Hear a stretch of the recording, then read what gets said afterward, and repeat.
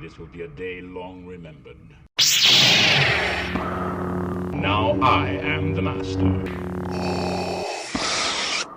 Welcome to another episode of Legends and Theories. And welcome to my review of the Kung Fu Panda trilogy. And this is really a great trilogy of movies. I haven't watched them in a while, and since I knew the fourth one was coming up, when I watched them, I didn't really know when it was. But if you want to know, the fourth movie would release tomorrow night. And it'll be out everywhere Friday. But yeah, I'm really excited to see 4. And I watched the trilogy recently. And it's honestly even better than I remember. I always remember loving the first Kung Fu Panda, and although that one still is my favorite, 2 is still really good, and although not as good as the first 2, 3 is still a solid entry. Well, I think I remember it being a lot worse than it was, but going to 3 first, it has a great villain voiced by J.K. Simmons. That's probably the best part of it. But looking at everything, it was all pretty interesting. It gave you a different look at things, and Poe got to reunite with the pandas. Although it does kind of undo the extremely dark events of the last movie. It was confirmed in that some pandas actually did survive.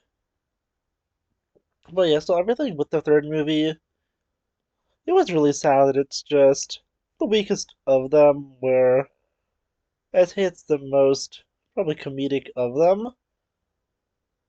And although it is a fun movie, it just doesn't have the kind of darkness and depth that the first two have.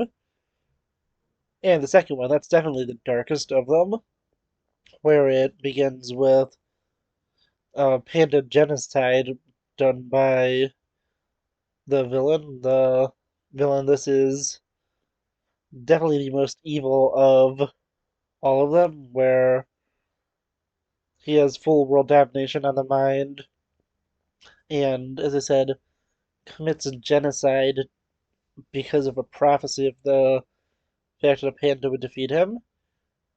That one was it was a pretty dark scene, and it is still has lasting effects with Poe's mother actually having been killed in it.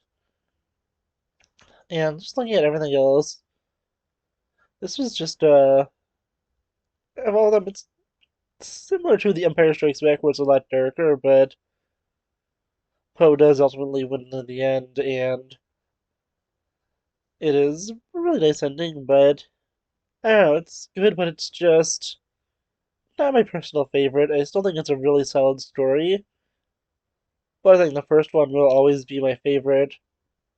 It is just such a great story of Poe kind of going from a nobody to the greatest warrior. It's great to see how Shifu goes from starting and hating him to figuring out that he is the Dragon Warrior and training him correctly.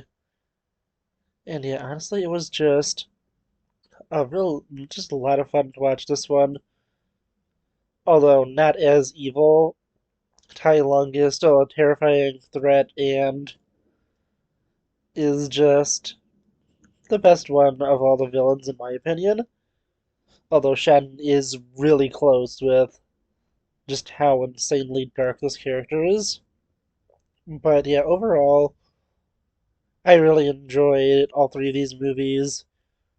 The first one is, as I said, my favorite, but 2 and 3 are also really good, with 2 being a really close second place. And I think that 3 is, although the weakest one, is still solid.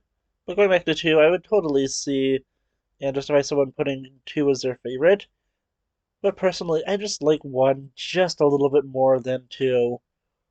But I want to know what you think of these films. Please let me know in the comments. Are you excited for 4? Because my review of that should be out on Saturday. Please let me know in the comments. And also next episode of Legends and Theories.